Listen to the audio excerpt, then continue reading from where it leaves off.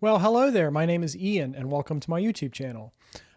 So today, we're going to take a look at the latest box set from Frank Zappa and Universal Records, and that is that guy behind me, Halloween 1978. Now, this continues a tradition which was started back in 2019 of releasing these deluxe edition box sets of Frank Zappa's famed and perhaps even infamous Halloween shows, a tradition that started back in 1972 and continued up through 1984. Now, most of these concerts took place at the Palladium Theater in New York City. Most notably, the 1977 performance was filmed for the Baby Snakes movie, which I own on DVD. It's back there somewhere. But also, the 1981 performance, which was released complete just a few years back, came out as part of the Dub Room Special, as well as later the Torture Never Stops DVD. And yeah, obviously I mentioned that we did get the complete run. Now, it has been a few years since we got any of these box sets. The only one that I've neglected to mention is, of course, the 1973 Chicago set, which I have behind me as well. The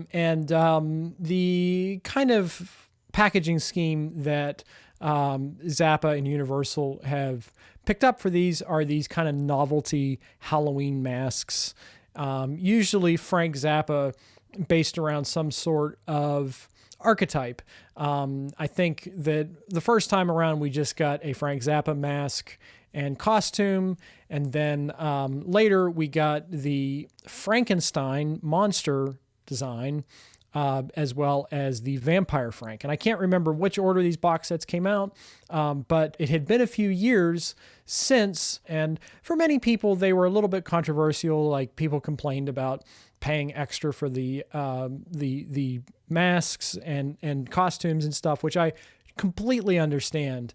Don't get me wrong. So when the 78 box was announced, I think we were all a little bit surprised to see them return to this style. And then I think many of us, including myself, got a little bit of sticker shock when we saw the price, because not only was this not the complete 1978 run, whereas previously we'd gotten complete runs, but it was also about twice as much as the previous editions. And this wasn't really a surprise. I mean, given that everything is more expensive now than it used to be, that's just part of life, I suppose. I originally said I wasn't going to go for it, but I ended up going for the deal where I got all three together at a discount price. And in my mind, this worked out to pretty fair.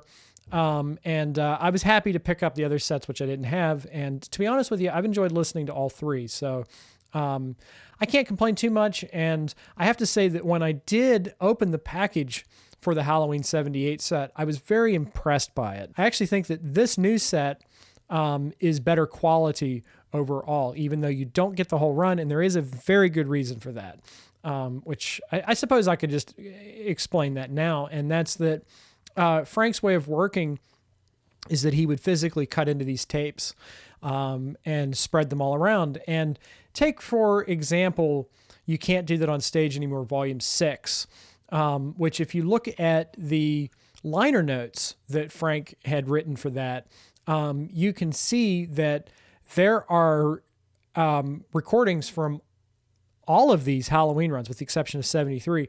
But you've got 77, 78, and 81 all represented in the You Can't Do That on Stage Anymore, Volume 6. So Frank was cutting these up. He was splicing them into other masters. He was remixing them. And what this leaves is the Vaultmeister, Joe Travers, has to go through all of these tapes that exist. And in a lot of cases, they have to be baked so that they can be played again. And it's a bit of a... It's a bit of a treasure hunt. It's an Easter egg hunt. Like, he's got to go around and pick up random tapes, perhaps mislabeled, and he's got to try and figure out where they all belong, like puzzle pieces.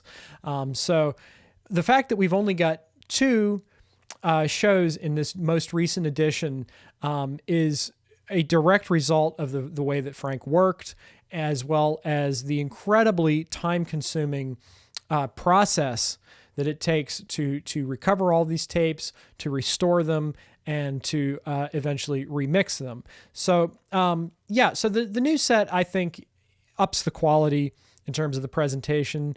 The mask is much better quality. Like I photographed myself wearing it, of course, for the thumbnail.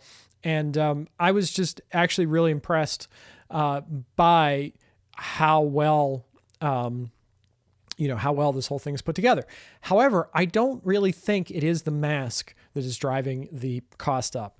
I think it's actually this booklet that's probably eating up most of the cost. And it's presented in this fun little grimoire. What this does is it not only contains the liner notes, which were written by Joe Travers, but it also has the CDs inside. So while you're listening to the CDs, you can kind of put this book in your lap and you can look at photos, you can read Joe's liner notes, and you can just get general information about the run of shows. So all in all, I'm very impressed by the quality, and I think for the money, it's actually an uptick over the previous editions in this series. So, does that mean that you need to buy the box set as opposed to a download copy?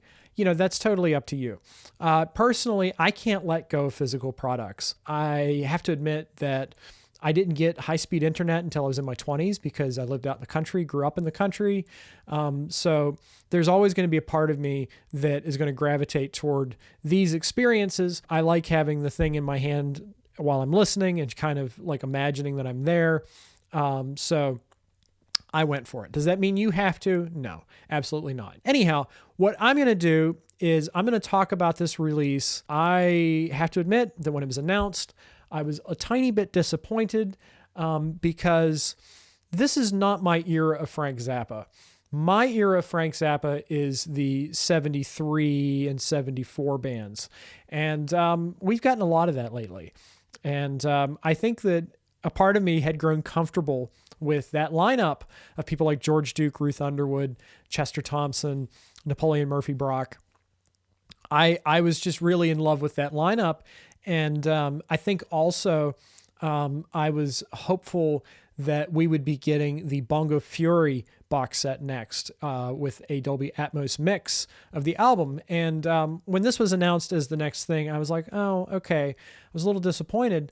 But I have to say that I'm glad that I gave it a chance because I ended up loving it. I guess I didn't realize that this was the same band that more or less recorded the Joe's Garage album. So I'll tell you briefly who's in the band here. Frank Zappa, master of ceremonies, vocals, guitar. Denny Wally, slide and rhythm guitar, vocals. Peter Wolf, keyboards. Tommy Mars, keyboards, vocals. Patrick O'Hearn, fretless bass and vocals. Arthur Barrow, bass, acoustic guitar, vocals. Ed Mann, percussion, vocals. Vinnie Colaiuta, drums, percussion, and seal calls. Then we have special guests, L. Shankar, the bionic parrot, on violin, as well as Warren Cucurullo. I don't think Warren sings or plays any guitar, but he tells a little story toward the end of disc 1, and I got to admit, it's not my favorite moment of this concert. Oh, and then it says, plus a healthy assortment of New York's finest crazy persons. So this is talking about the culture that surrounded these annual shows, where Frank would invite members of the audience who I think became sort of personal friends of his to join in on the festivities, and it's kind of a big party. And emphasis on the word big, because what we get here are 2 shows, and the main program is the Halloween night show. He identifies it on the recording as the big one. And so what he means is that a lot of these Halloween performances were 2 shows a night. But as we got closer to the 31st ended up being just one single 4-hour show. So I think it holds the record as being the longest show in Frank's career. So presented in this package, we have the longest show, which is almost 4 hours. And then we have the first show, which is much shorter. It's brisker, more focused even, I would say. And I really think it was Probably, again, like, if you excuse the pun, necessity being the mother of invention. But I really like the idea of presenting, a really extravagant, long, involved, and really spontaneous show. A show filled with spontaneity and a lot of celebration, and putting it next to a much more truncated show, a much more, I guess, normal show. Because what this does is it gives you an idea of what a normal Frank Zappa circa 1978 performance would be like. And then it also presents an extremely special show. And what this does is this invites you to directly compare the two approaches. And I think that's a wonderful idea. So let's talk about the band a little bit. The missing member, of course, is Ike Willis. And if you go and watch like the New Jersey performance, which is just a couple of weeks before this, and you can find that on YouTube, or even listen to Chicago 1978, Ike Willis is the lead singer. But Ike had called in sick or something like that, and then Frank's wife, Gail, caught him in a bar drinking, and as a result, Ike got fired. Of course, obviously, Ike came back. He plays the lead on the Joe's Garage album, and all was happy after that. But you do have an Ike-sized hole left in the ensemble, and what that encapsulates, of course, is his vocals as well as his rhythm guitar playing. And I do feel that this band is a little bit vocally deficient, and that took me a bit of getting used to. What results is you have a lot of songs that are sung by Denny Wally, and he's not the strongest lead vocalist, with the exception of a song like City of Tiny Lights, where he sounds great. But generally, I prefer Denny as a backing vocalist, and he's used to great effect, of course, on the Joe's Garage album, but as a lead vocalist, he leaves a little bit to be desired. Now, you do end up with Frank himself singing lead on a lot of songs on these concerts, and I rather like that. Not that he's the most incredible singer in the world or anything like that, but there is that personal touch of having Frank singing the words that he wrote. Obviously, for me as a fan coming into albums like Apostrophe or Overnight Sensation as my first Zappa experiences, I always liked Frank's voice. And indeed, we get to hear him sing stuff like The Idiot Bastard Son, which I don't think he sang lead on since back in 1968. So you do get like a lot of stuff like that where it sounds more like the original versions, which is rather interesting in my opinion. I did mention that we have two keyboard players, Tommy Mars, who would end up being Frank Zappa's keyboardist for most of the 80s. I think maybe he left before the 84 tour, because I think Alan Zavad and Bobby Martin would have been the keyboard players for that tour. But he stayed with Frank at least up through the 82 tour. And he's all over albums like You Are What You Is and Tinseltown Rebellion and, of course, Joe's Garage. But you also get Peter Wolf, who is the keyboardist on like the Sheik Yerbouti album, and was also in the band in the previous Halloween shows, the 1977 shows, and of course Baby Snakes. He's very memorable in that. What I like about this is that Tommy Mars was never my favorite Frank Zappa keyboard player. A lot of times his like keyboard horn tones are a little cheesy for my ears. They kind of detract something. But I like him when he's paired with somebody else. And in this case, Peter Wolf is a much more, in my opinion, traditional sounding keyboard player. So he's playing like a lot of organ sounds. And in many ways, he reminds me a lot of kind of the tradition of Ian Underwood or even George Duke. Obviously, he's not as amazing as George Duke is. Nobody is. But having these two paired together is something that I find really interesting, where Peter Wolf's tones tend to ground the keyboards into something organic sounding and recognizably like keyboard, whereas Tommy Mars can now use this to add all of his Tommy Mars isms that he's known for. And, I should mention that I think Tommy Mars is a wonderful singer, and he does really add something vocally too, which, as I mentioned, is kind of a deficiency with this performance. So anytime I hear Tommy's voice come in, I'm actually glad to hear it. I also mentioned that there are two bass players, Arthur Barrow as well as Patrick O'Hearn.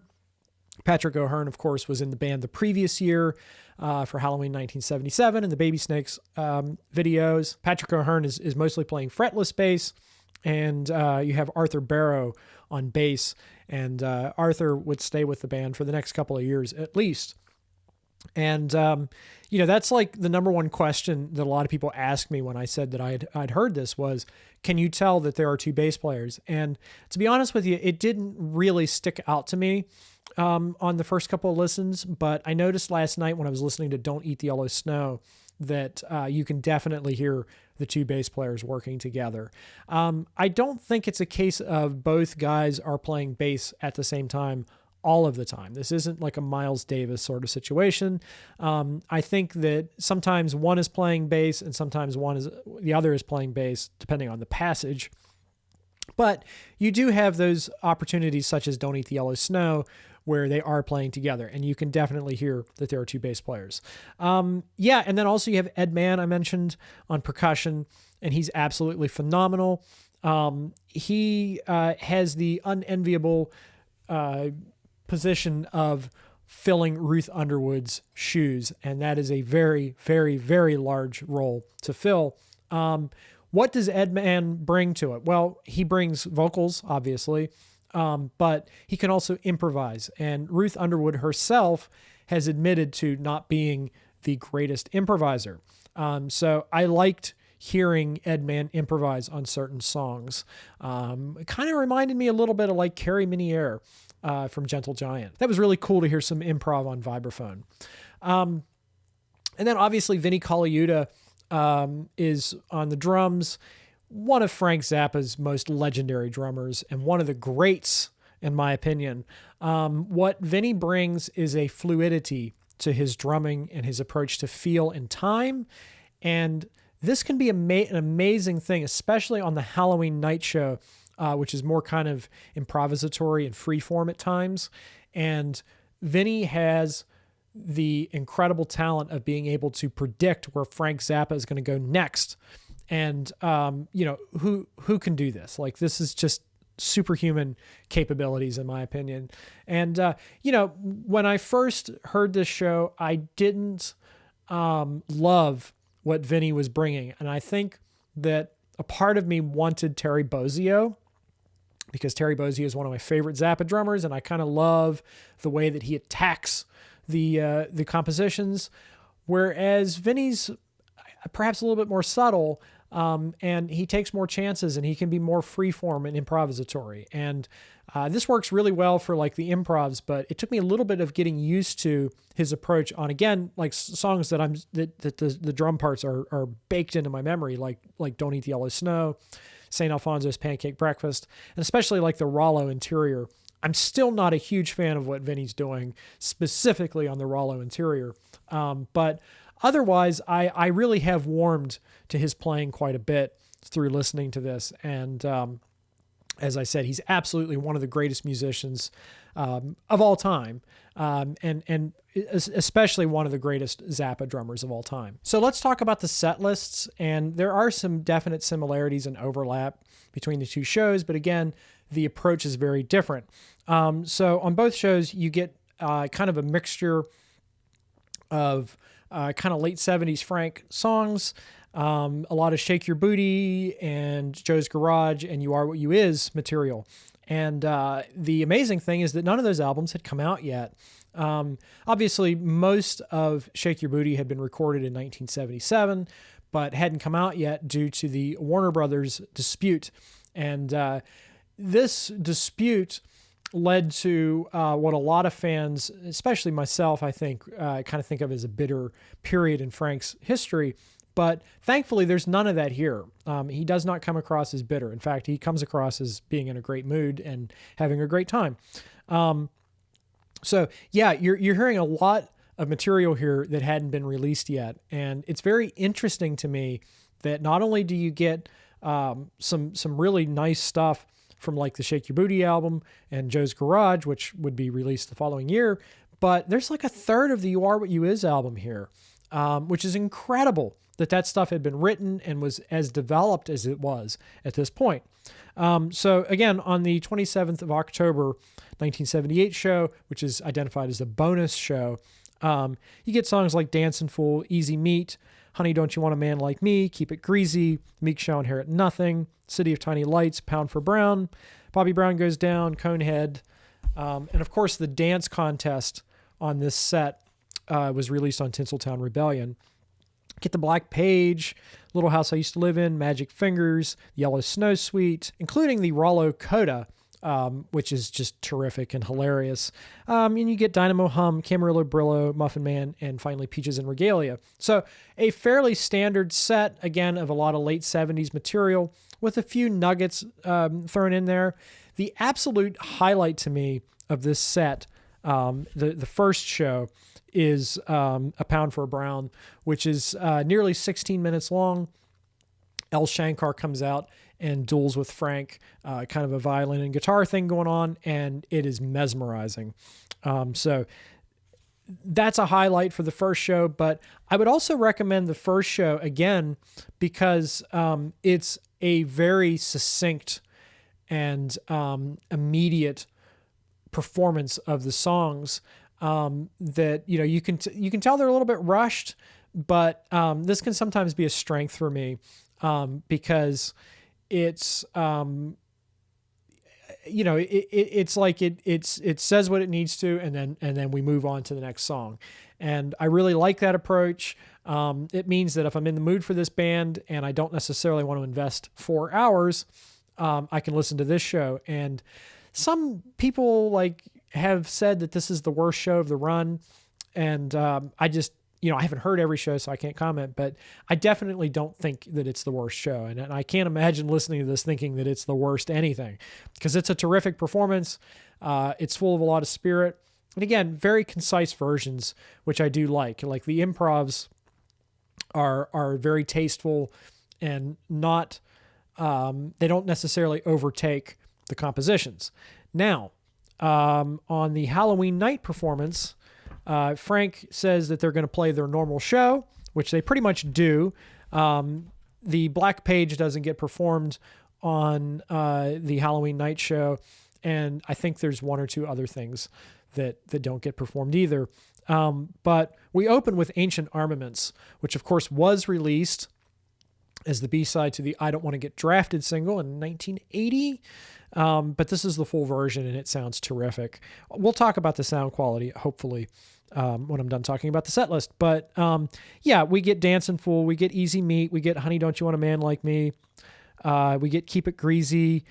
Now, the version of City of Tiny Lights on this is 10 minutes long, and it is phenomenal. And you get Denny Wally playing slide on it, which now that I've heard the slide guitar on this, I wish it was on every version. And I love hearing Frank and Denny playing back and forth on that solo. It's just terrific stuff. And then you get 13, which is much longer version. The full version is much longer than the version that was released on You Can't Do That on Stage Anymore, Volume 6. So you hear a lot more of the interaction between Frank and El Shankar. And Shankar is dressed as apparently a bionic parrot. That was his Halloween costume. And I really wish there was a photograph of El Shankar in his parrot costume, because all I have to go on is my imagination. And for some of these longer pieces, especially when we get to Packard Goose, I just kind of lean back, close my eyes, and I imagine Frank dueling with a giant anthropomorphic parrot playing the violin. And perhaps the mental image is better than an actual photograph, because the mental image is pretty darn entertaining. So we also get a much shorter version of Pound for Brown here, which again isn't as good as the 27th show, in my opinion. The only real drawback here is the story of Ms. X, which is kind of Warren Cucurullo telling a story, and there's some Zappa band accompaniment, and I didn't really enjoy it, and I think it's pretty skippable, even though it is kind of fun to hear the band improvise around the story, and you get to hear how good they are, which is always a treat. Disc 2, we get a pretty upbeat, up-tempo version of Dynamo Hum. But here's where things get really interesting. So they play a bunch of stuff that hadn't been played much in 1978, a bunch of early material, like Go Cry on Somebody Else's Shoulder, which is sung by Frank, which is nice. It's very much in the feeling of the original Freak Out version. And then Little Rubber Girl, which of course was released on You Can't Do That on Stage Anymore Volume 6. It's kind of a coda that grows out of Go Cry on Somebody Else's Shoulder. That's a lot of fun. And it makes me laugh. So what can I say? The version I mentioned before of The Idiot Bastard Son is very, very, very close to the arrangement on the original We're Really In It for the Money album, with Frank singing lead, and I believe Arthur Barrow playing some acoustic guitar behind him, and it's absolutely lovely. Of course, the best versions of this, of course, were sung by Napoleon Murphy Brock, in my opinion, but as a fan of early Mothers, I kind of enjoyed Frank slipping into an earlier persona to sing this. So that was really nice. And we get a nice version of Conehead. We won't talk much about Suicide Chump other than it's a fantastic solo there. We get Little House I Used to Live In here, which I think we also get that on the first show. But this is a great opportunity for the two keyboardists, Peter Wolf as well as Tommy Mars, to kind of play off of each other. And it's very Bartokian, in my opinion, which is a cool influence to hear. And we get an outstanding and ethereal version of Watermelon and Easter Hay, the signature guitar piece, which can be heard on Joe's Garage Acts 2 and 3. This is a wonderful version, again, with Frank and Shankar trading licks back and forth. And the two of them, even though they play very different kinds of instruments, seem to share a brain. And this gets even more apparent as you move into the third disc. But we end the set with Stinkfoot. Not one of my favorite Zappa songs, but as a fan of the 73-74 era, this made me happy. I have to admit, I get a little nostalgic when I hear Stinkfoot, and it's one of Frank's best solos on the concert, so what can I say? And then finally we get to disc 3, which is my very favorite. We open with Take Your Clothes Off When You Dance, which is the same version again that was on You Can't Do That on Stage Anymore Volume 6, but here we get to hear the full version with Shankar kind of riffing along, and oh man, as an early Mothers fan, this got to me. This is some really beautiful stuff. And it's very jazzy. It's kind of loungy, but I loved it anyway.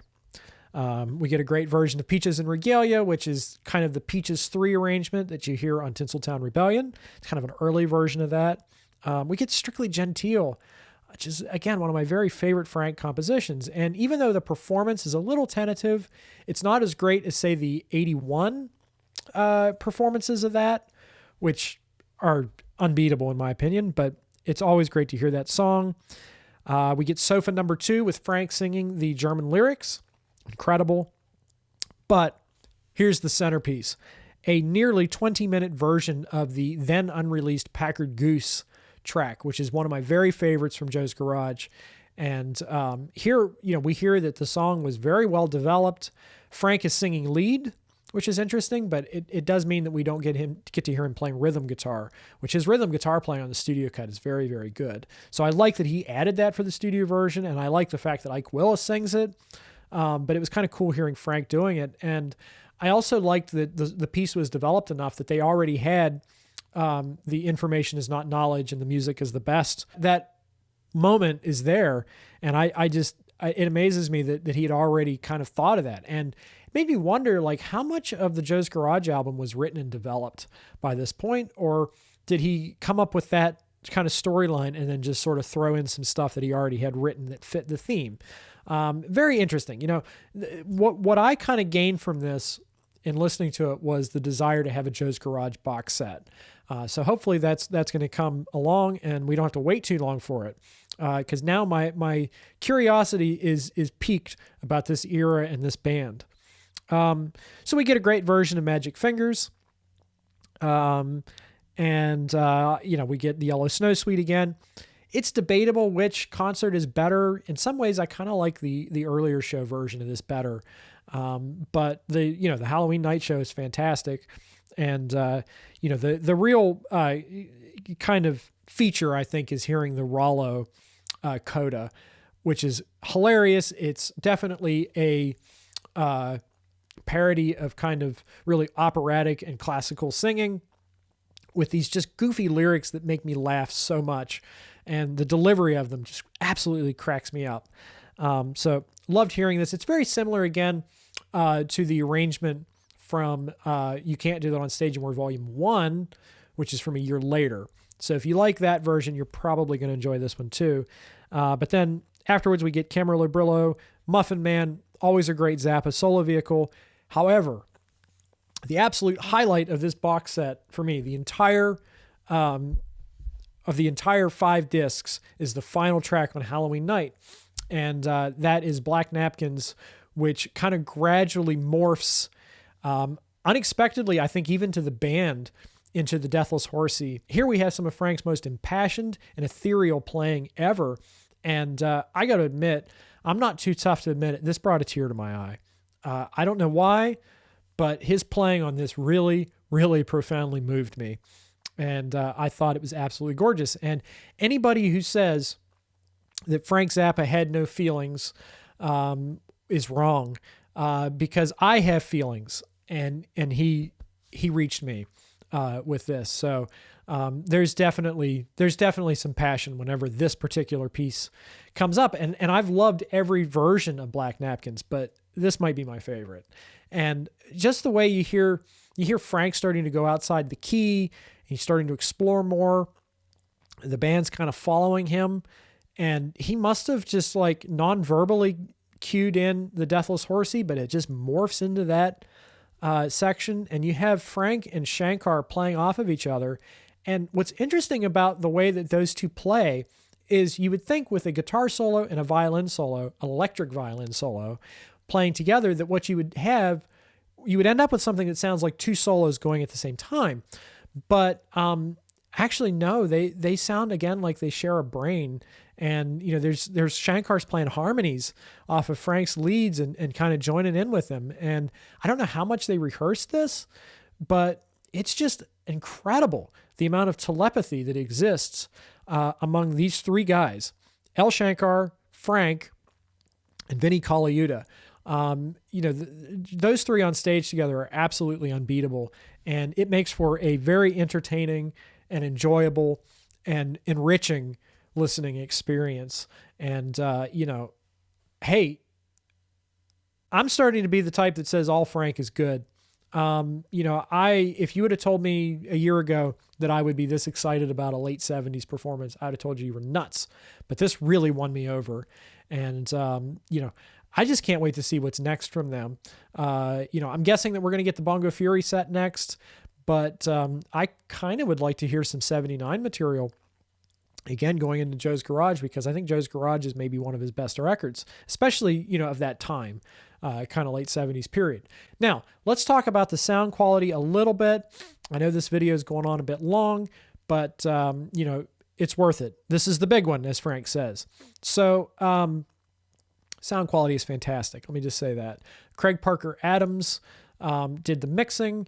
Let's see who mastered. See why I like physical products, folks?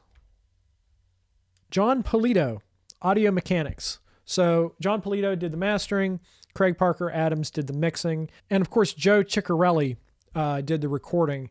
And he was the recording engineer also for the Joe's Garage album. And I think he was Frank's recording engineer at the time, and he must have taken him on tour, but so we're dealing with a high quality recording, a high quality mix, a high quality master. I know some people have complained that the mastering is a touch loud, and that's true, but it's not compressed to my ears, and there's plenty of dynamics, especially whenever Vinnie plays any kind of tom rolls or anything. They just leap right out at you. Frank's guitar is appropriately snarling when it needs to, and kind of nasty and in your face and loud. But again, when it needs to be ethereal and just kind of float, it's there. The sound quality is there, and you can hear so many nuances in terms of the band members and the recording quality. You can pick out the two bass players. You can pick out the two keyboard players really easily. It's a fantastic release. That's what I'm here to tell you. And again, no matter if you stream it, if you purchase a download, or if you're dumb and crazy enough to buy the box set like me, no matter what you do, it's going to be a great experience. And I highly, highly recommend this box set. Now it's your turn. Let me know what you think. Did you check this out? Did it live up to your expectations? What release are you excited for next from Zappa and Universal Records? Let me know in the comments below. Also, I'm going to do a live stream conversation where I intend to go even further in depth on this box set and perhaps even the other Halloween box sets as well. My guests for that will be my friend Jocko, as well as Bill Camerata from Bill's Box of Sound. So if you're interested in seeing that live stream, the only way to make sure that you don't miss it is by subscribing to the channel. So I would very much appreciate it if you would subscribe to keep track of my upcoming live stream, as well as any other Zappa reviews that I might do in the very near future. Thanks again. It's been a lot of fun talking to you, and you'll hear from me really soon. Take care, everybody, and a belated Happy Halloween.